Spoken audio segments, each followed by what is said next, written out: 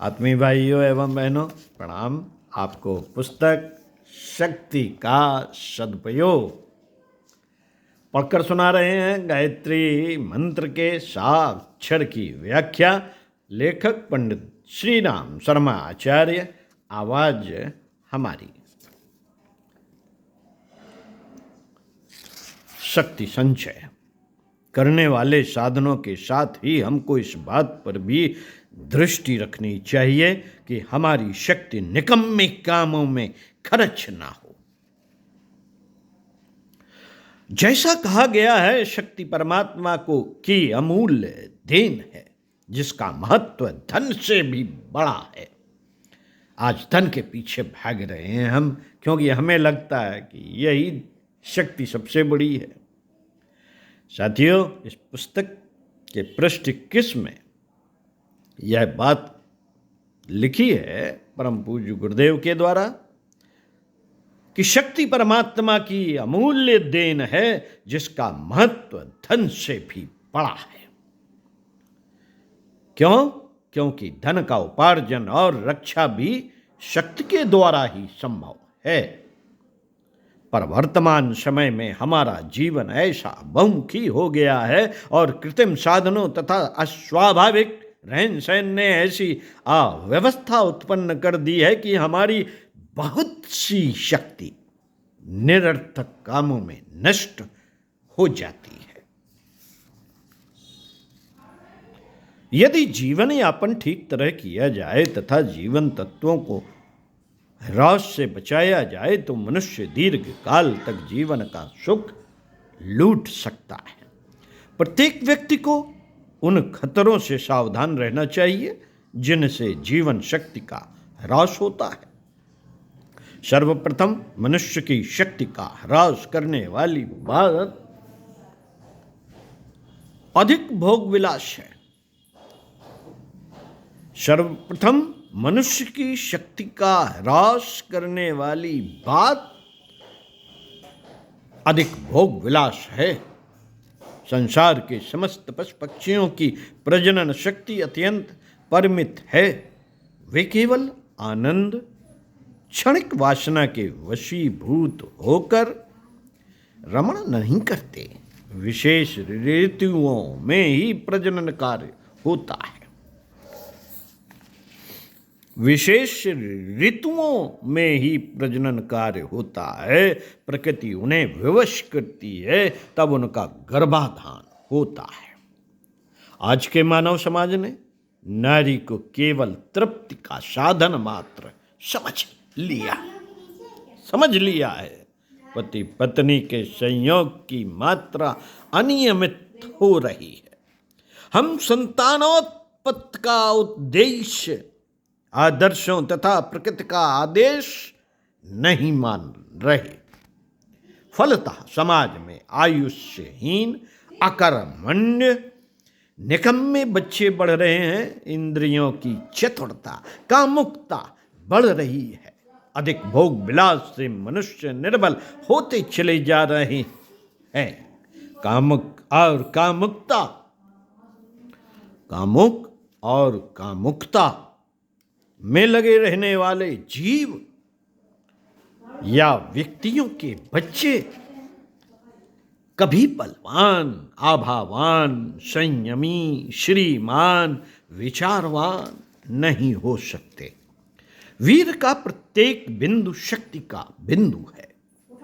एक बिंदु का भी ह्रास नहीं करना चाहते हैं तो भोग विलास से दूर रहिए। शक्ति का ह्रास अधिक दौड़ धूप से होता है। आधुनिक मनुष्य जल्दी में है। उसे हजारों काम है। प्रायः प्रातः से सायंकाल तक वह व्यस्त रहता है। उसका काम ही जैसे समाप्त होने में नहीं आता।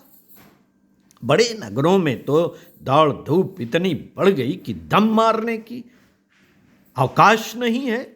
घर के लिए सामान लाता है, बाल बच्चों को मदरसे भेजता है, अस्पताल से दवाई लाता है। यदि आप व्यापारी हैं तो व्यापार के चक्कर में प्रातः से सायंकाल तक दौड़ धूप करते हैं। आज के सब व्यक्ति को शांति से बैठकर मन को एकाग्र करने तक का अवसर नहीं मिलता। संसार के कोने कोने से अशांति और उद्विग्नता की चिल्लाहट सुनाई दे रही है। चित्त की चंचलता इतनी बढ़ती जा रही है कि हम क्षुब्ध एवं संवेगशील बन रहे हैं।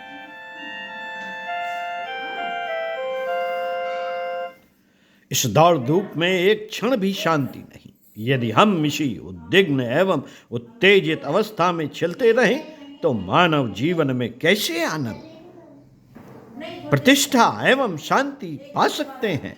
हमारे चारों ओर का वायुमंडल जब विक्षुब्ध है तो आत्मा की उच्चतम शक्ति क्यों कर स्पंदन कर सकते हैं।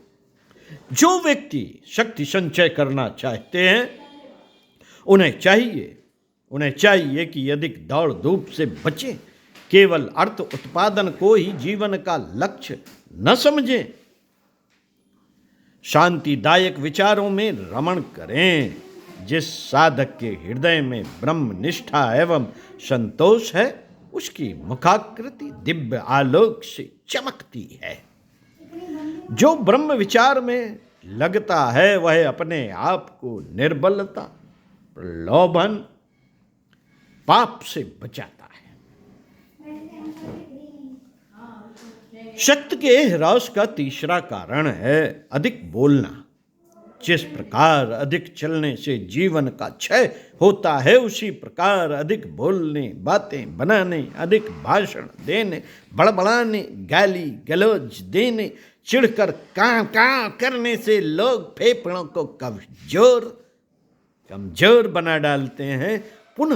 पुनः तेज आवाज निकालने से फेफड़ों का निर्बल हो जाना स्वाभाविक है।